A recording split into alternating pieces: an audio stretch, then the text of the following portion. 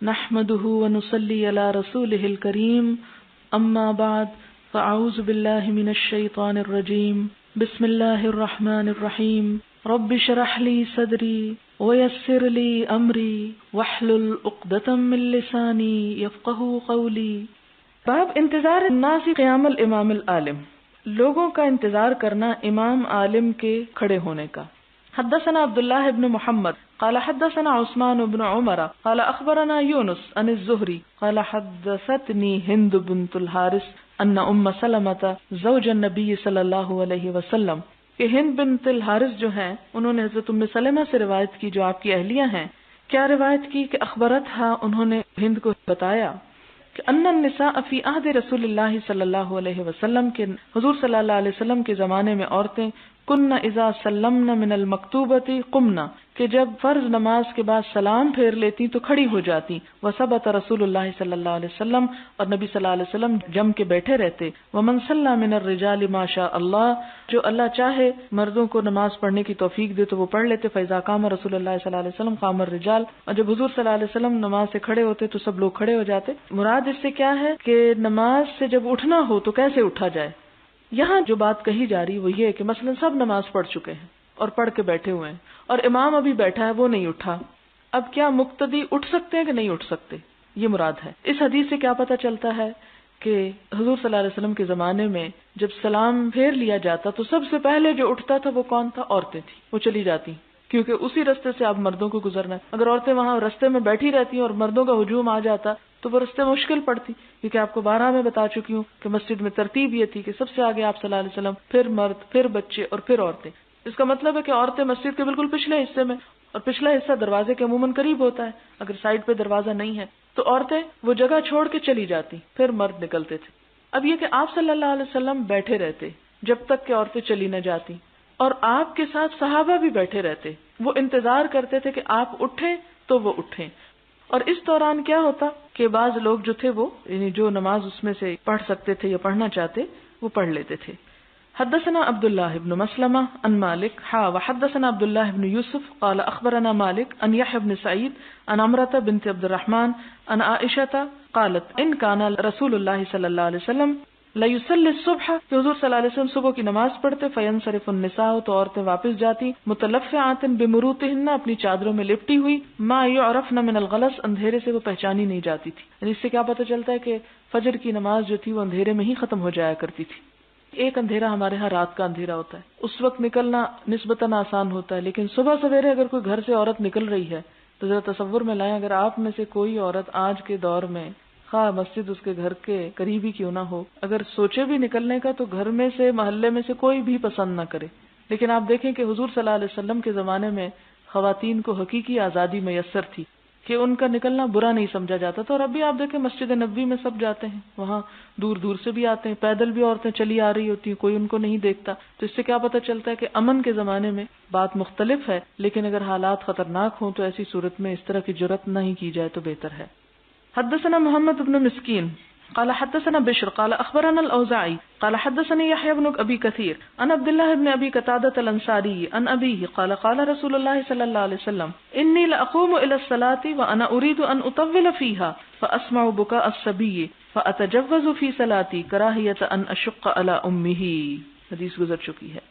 حدثنا عبداللہ بن یوسف قال اخبرنا مالک عن یحیی بن سعید عن عمرة بنت عبد الرحمن عن عائشة رضی اللہ عنہا قالت لو ادرک النبی صلی اللہ علیہ وسلم، حضرت عائشہ کہتی ہیں اگر پا لیتے نبی صلی اللہ علیہ وسلم، دیکھتے ما احدث النساء، کہ عورتیں کیا کرنے لگ گئی ہیں، لمنعهن كما منعت نساء بنی اسرائیل، تو روک دیتے ان کو جس طرح روک دی گئی بنی اسرائیل کی عورتیں، یعنی مسجد میں جانے سے۔ قلت لعمرة او منعنا، کیا بھلا بنی اسرائیل کی عورتیں روکی گئی تھی؟ قالت نعم، تو کہنے لگی ہاں۔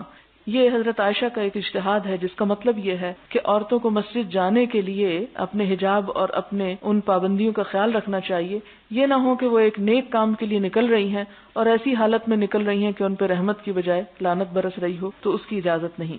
ہاں ایک طرف صحابی کی بات آئے اور دوسری طرف حضور صلی اللہ علیہ وسلم کی، تو ہمارے لیے اصل حکم پھر بھی حضور صلی اللہ علیہ وسلم کا ہے۔ حضرت عائشہ کا یہ فرمانا اس لیے نہیں تھا کہ بنی اسرائیل کی عورتوں کی طرح حضور صلی اللہ علیہ وسلم کی امت کی عورتوں کو بھی روک دیا جائے، ان کا مطلب یہ تھا کہ جس وجہ سے بنی اسرائیل کے لیے ناپسند کیا گیا تھا عورتوں کے لیے نکلنا، مسلمان عورتیں ایسا کوئی کام نہ کریں کہ ان پر ایسی کوئی پابندی یا سختی آ جائے. اور آپ صلی اللہ علیہ وسلم کے قول کو بھی پھر کیوں ہم اہمیت دیں گے، اس کو کیوں ترجیح دیں گے؟ اس کی وجہ یہ ہے کہ آپ صلی اللہ علیہ وسلم کو معلوم تھا، جیسے اور بہت سی چیزوں کے بارے میں، کہ فتنے آئیں گے اور مشکلات آئیں گی، اور آپ صلی اللہ علیہ وسلم کوئی بھی حکم اپنی مرضی سے نہیں دیتے تھے. یہ اجازت اصلاً اللہ تعالیٰ کی طرف سے تھی. یعنی دین کا اصل سورس کیا ہے؟ اللہ تعالیٰ کا علم ہے. قرآن پاک میں آتا ہے نا وَمَا يَنطِقُ عَنِ الْهَوَىٰ إِنْ هُوَ إِلَّا وَحْيٌ يُوحَىٰ، کہ نبی صلی اللہ علیہ وسلم اپنی خواہشات سے باتیں نہیں کرتے، یہ آپ پر اللہ تعالیٰ کی طرف سے وحی آتی ہے. اور وحی کی وہی دو قسمیں، کہ ایک تو قرآن کی شکل میں اور ایک حکمت کی شکل میں جو حدیث میں موجود ہے. اب ایسی صورت میں حضرت عائشہ کا اپنا جو خیال ہے، اپنی سوچ، وہ حضور صلی اللہ علیہ وسلم کے حکم کو منسوخ نہیں کر سکتا یا اس میں تبدیلی نہیں کر سکتا.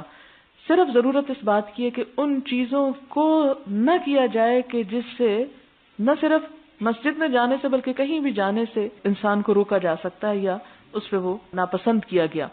پھر آپ یہ بات دیکھیے یہاں پر کہ جیسے میں نے پہلے عرض کیا کہ آپ صلی اللہ علیہ وسلم نے جو احکامات ہمارے لیے چھوڑے ہیں وہ تمام کے تمام وہ ہیں کہ جن کے بارے میں آپ کو پتا تھا کہ 1400 سال بعد حالات یہ ہو جائیں گے. کیونکہ بہت سے لوگ یہ کہتے ہیں نا کہ اب بھلا نبی آنے کی کیوں نہیں ضرورت باقی رہی، اب تو لوگ پہلے سے بھی زیادہ گمراہ ہو گئے ہیں.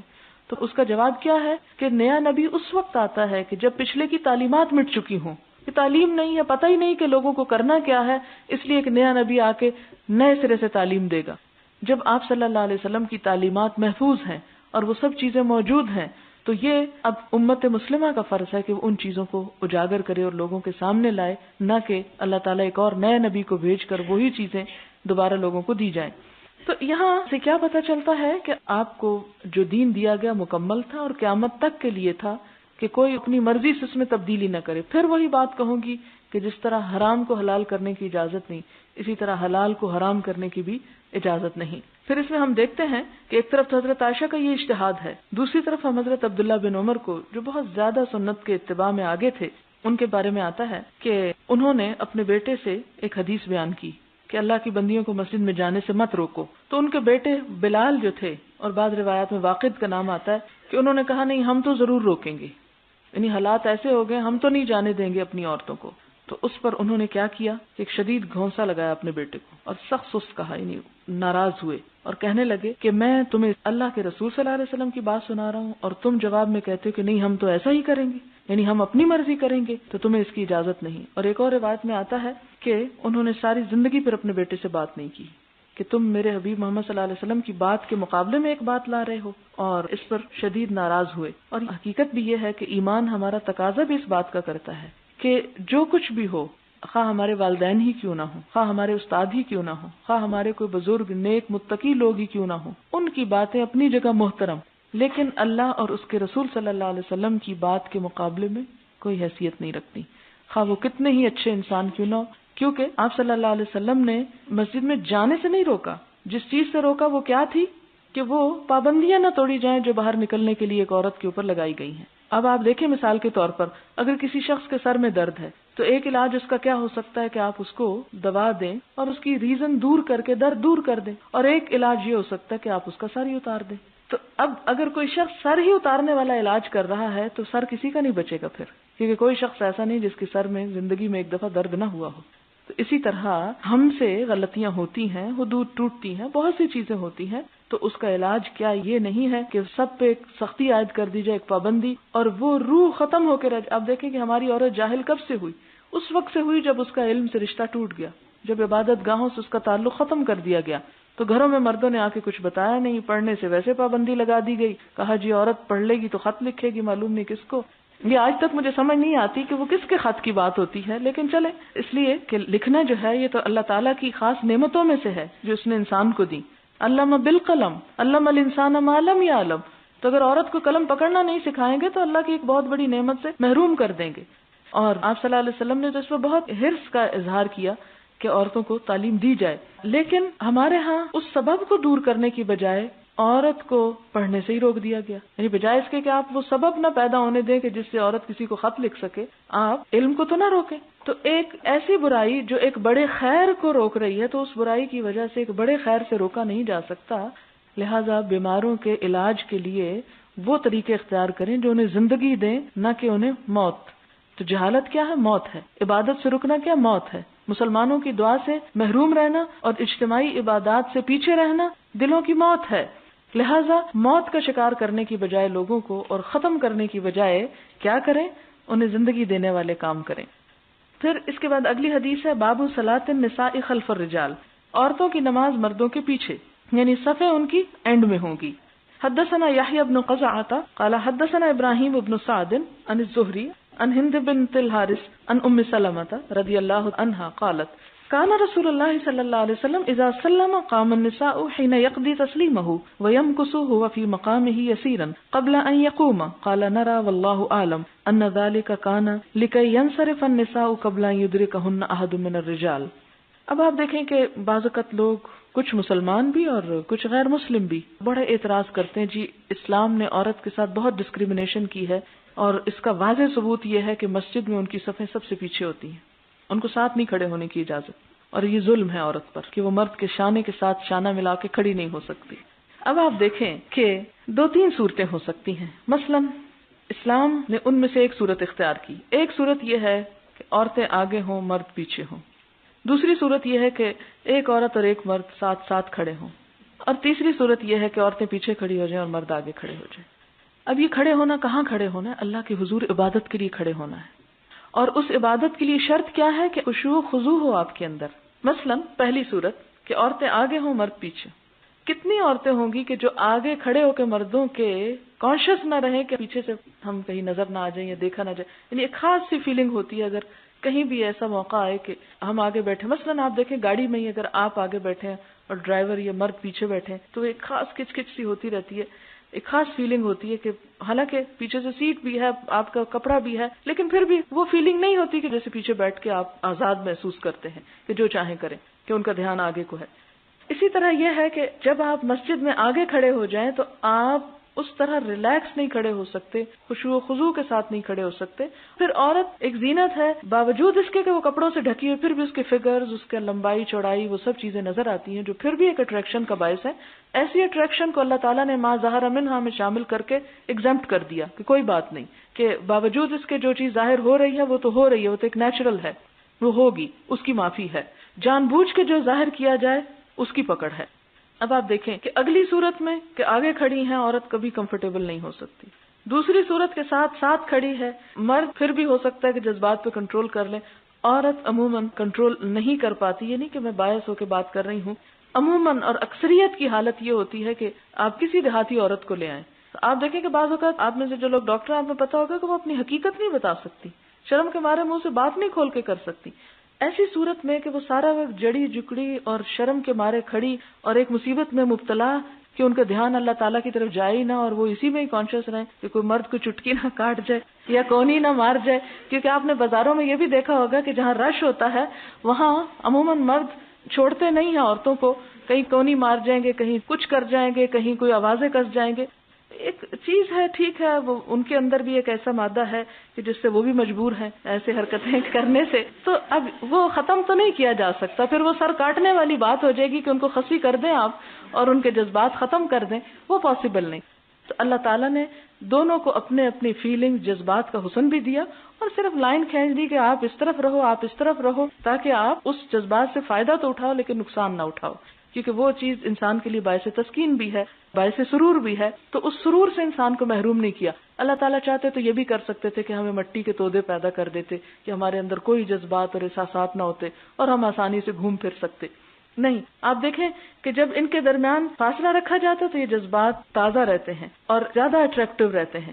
جب وہ فاصلے ختم ہو جاتے ہیں تو وہ جذبات ختم ہو جاتے ہیں. آج ویسٹ اپنی اس تسکین کے لیے، یعنی جنسی تسکین کے لیے کیا کیا طریقے الٹے سیدھے ڈھونڈ رہے ہیں کہ وہ کہیں پہ بھی وہ جا کے حد بن نہیں رہی اور ایک کے بعد ایک اب عورت تو کوئی چیز ہی نہیں رہی ان کے آگے، اس کے اندر تو ان کے لیے کوئی اٹریکشن ہی نہیں رہی. اب وہ ہومو سیکشولیٹی کا دور ہے، پھر وہ ختم ہوگی تو جانوروں سے اور دوسرے تیسرے طرح طرح کے ذرائع سے. یہ ساری آفت کیوں آئی ہوئی ہے انسانیت پر؟ کہ اس لیے کہ وہ جو اللہ تعالیٰ نے ایک حد رکھ کے حسن پیدا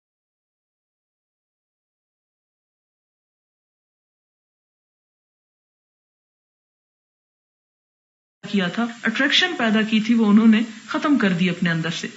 اور تیسری صورت یہ ہے مسجد میں کہ عورتیں پیچھے کھڑی ہو جائیں. کیونکہ آپ دیکھیں کہ عورت مرد کی طرف کم مائل ہوتی ہے بنسبت اس کے کہ مرد عورت کی طرف جلدی مائل ہو جاتا ہے. تو عورتیں اگر پیچھے کھڑے ہو کے ان کو دیکھ بھی رہی ہیں تو وہ نسبتاً زیادہ کنٹرول رکھتی ہیں اپنے جذبات پر مردوں کی نسبت، یعنی اس معاملے میں کہ آگے جلدی نہیں بڑھتی. تو اس میں یہ ہے کہ ایسی صورت میں ان کے لیے زیادہ کنوینئنٹ ہے، زیادہ کمفرٹیبل، زیادہ خشوع و خضوع کی حالت ہے کہ وہ پیچھے ہی نماز پڑھیں اور اس کے بعد چلی جائیں. اس کے بعد آگے کیا آتا ہے؟ حدثنا ابو نعیم قال حدثنا ابن عیینہ عن اسحاق عن انس رضی اللہ عنہ قال صلی النبی صلی اللہ علیہ وسلم فی بیت ام سلیم، کہ حضور صلی اللہ علیہ وسلم نے حضرت ام سلیم کے گھر میں نماز پڑھی. فقمت ویتیم خلفہ، آپ صلی اللہ علیہ وسلم کے پیچھے میں اور یتیم بچہ کھڑے ہو گئے. وہ ام سلیم خلفنا، اور ام سلیم ہم سے بھی پیچھے کھڑی ہو گئی. باب سرعت انصراف النساء من الصبح وقلت مقامهن فی المسجد، عورتوں کا مسجد سے جلدی سے سلام پھیر کر صبح کی نماز میں نکل جانا. وقلت مقامهن فی المسجد، مسجد میں کم ٹھہرنا، یعنی زیادہ دیر وہاں نہ ٹھہریں کہ لوگوں کا رستہ وغیرہ رک جائے. حدثنا يحيى بن موسى قال حدثنا سعيد بن منصور قال حدثنا فليح عن عبد الرحمن بن القاسم عن أبيه عن عائشة رضي الله عنها أن رسول الله صلى الله عليه وسلم كان يصلي الصبح بغلس فينصرفن نساء المؤمنين لا يعرفن من الغلس أو لا يعرف بعضهن بعضا. باب استئذان المرأة زوجها بالخروج إلى المسجد. استئذان اجازت مانگنا، المرأة عورت کا، زوجها اپنے شوہر سے، بالخروج نکلنے کے لیے، الی المسجد مسجد کی طرف، یعنی مسجد جانے کے لیے بھی عورت اپنے شوہر سے پوچھ لے. اور دوسری طرف شوہر کو کیا کہا گیا؟ اجازت دینی ہوگی. اور ادھر پھر پوچھنے کا کیا تکلف ہے اگر اس نے اجازت ہی دینی ہے؟ یہ کہ اعتماد بحال رہے اور پتہ ہو شوہر کو کہ کہاں گئی ہے، کیونکہ اگر اس کو یہ ہو کہ پتہ نہیں کہاں چلی گئی تو یہ چیز مشکل میں ڈال دے گی. حدثنا مسدد قال حدثنا يزيد بن زريع عن معمر عن الزهري عن سالم بن عبد الله عن أبيه عن النبي صلى الله عليه وسلم اذا استأذنت امرأة احدكم فلا يمنعها. آپ صلی اللہ علیہ وسلم نے فرمایا جب اجازت مانگے کوئی عورت تم میں سے کسی ایک سے تو وہ اس کو نہ روکے، اسے منع نہ کرے. لیکن پھر بات یہ کہ ہمارے شوہر یہ حدیث پڑھیں تو اس میں آپ دیکھیں کہ حضرت عمر رضی اللہ تعالیٰ عنہ کے بارے میں آتا ہے کہ وہ بالکل پسند نہیں کرتے تھے کہ ان کی بیوی مسجد جائے، لیکن روکتے بھی نہیں تھے، باوجود اس کے کہ ان کا بس چلتا تو کبھی نہ جانے دیتے. لیکن کیوں نہیں روکتے تھے؟ حضور نے منع کیا ہے کہ مت روکو. تو اس سے آپ اندازہ لگائیں کہ صحابہ کرام اپنے جذبات اور خواہشات پہ کس حد تک کنٹرول رکھتے تھے اس معاملے میں کہ آپ کی بات کے آگے ہماری بات نہیں ہے، ہم یہ نہیں کریں گے. اور اس لیے باوجود یہ نہ چاہنے کے پھر بھی جانے دیتے تھے. آپ دیکھیں کہ حضور صلی اللہ علیہ وسلم نے عورتوں کو کیسے بچایا ہے. وہ ایک جگہ پر آتا ہے نا کہ وہ حضرت ابو بکر آگے اور حضور حضرت عائشہ دونوں آپس میں کچھ جھگڑا ہو رہا تھا، اور حضرت ابو بکر آئے تو آگے بڑھے کہ بیٹی کو لگائیں ایک، تو حضور آڑ میں آ گئے. حالانکہ حضرت عائشہ زور سے بول رہی تھی اور ناراض ہو رہی تھی، لیکن حضور صلی اللہ علیہ وسلم نے اس ناراضگی کا ازالہ کیسے کیا کہ حضرت ابو بکر کی مار سے ان کو بچا لیا. تو پھر آپ ان کی طرف منہ کر کے کرتے ہیں کہ دیکھو کیسے بچایا تمہیں. یہ ہے کہ آپ صلی اللہ علیہ وسلم نے عورتوں پر حقیقت میں جو شفقت کی ہے اور جو ان کے جذبات اور احساسات کا خیال رکھا ہے وہ دنیا کے کسی اور مذہب میں آپ کو نہیں ملے گا. اس لیے مسلمان عورت کو حقوق حاصل کرنے کے لیے کسی غیر مسلم کے پیچھے جانے کی ضرورت ہی نہیں ہے اگر وہ اپنے دین کو ہی پہلے پڑھ لیں. ہمارے ہاں مشکل اس وقت ہوتی ہے، پریشانی ہمیں جب ہوتی ہے جب ہمیں اپنا دین معلوم نہیں ہوتا اور ہم صرف نعروں پہ اور جو دنیا میں نئی چیز نظر آتی ہے اس کو اپنا منزل اور مقصود بنا لیتے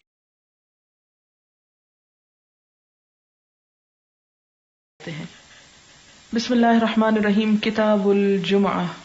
باب فرض الجمعۃ لقول اللہ تعالی. جمعہ کی فرضیت کا بیان اللہ تعالی کے فرمان کے مطابق اذا نودی للصلاۃ من یوم الجمعۃ، جب پکارا جائے نماز کے لیے جمعہ کے دن، فاسعوا تو دوڑو، الی ذکر اللہ، اللہ کے ذکر کی طرف، وذروا البیع اور چھوڑ دو تجارت، فاسعوا فامضوا. فاسعوا کا مطلب ہے وامضوا یعنی چلنا، کیونکہ نماز کے لیے دوڑنا اور ایسا دوڑنا کہ جس میں شور ہو منع ہے.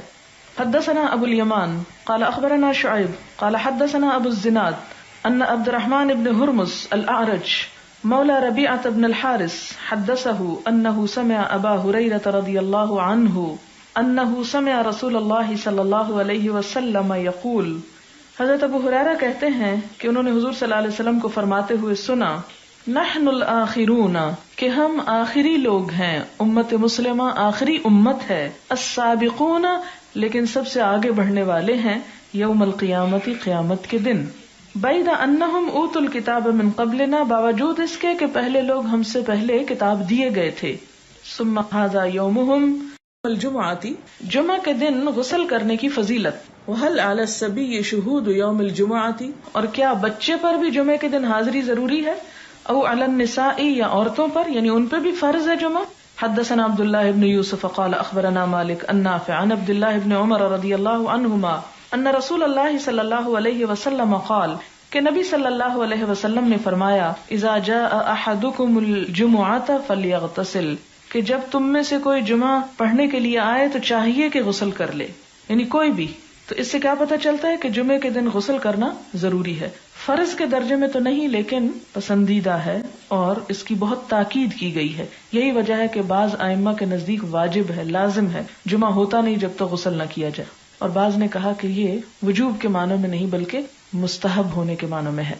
حدثنا عبداللہ بن محمد بن اسماء قال حدثنا جویریۃ بن اسماء عن مالک عن الزہری عن سالم بن عبد اللہ بن عمر عن ابن عمر رضی اللہ عنہما ان عمر بن الخطاب بینما هو قائم فی الخطبۃ یوم الجمعۃ، کہ عمر بن خطاب اس اسنا میں کہ وہ کھڑے تھے جمعے کے دن خطبہ دیتے ہوئے، اذ جاء رجل من المہاجرین الاولین، جب آیا ان کے پاس ایک شخص مہاجرین میں سے جو سب سے پہلے مہاجر تھے، من اصحاب النبی صلی اللہ علیہ وسلم، حضور صلی اللہ علیہ وسلم کے ساتھیوں میں سے بھی تھے، اور کہا جاتا ہے کہ یہ حضرت عثمان تھے.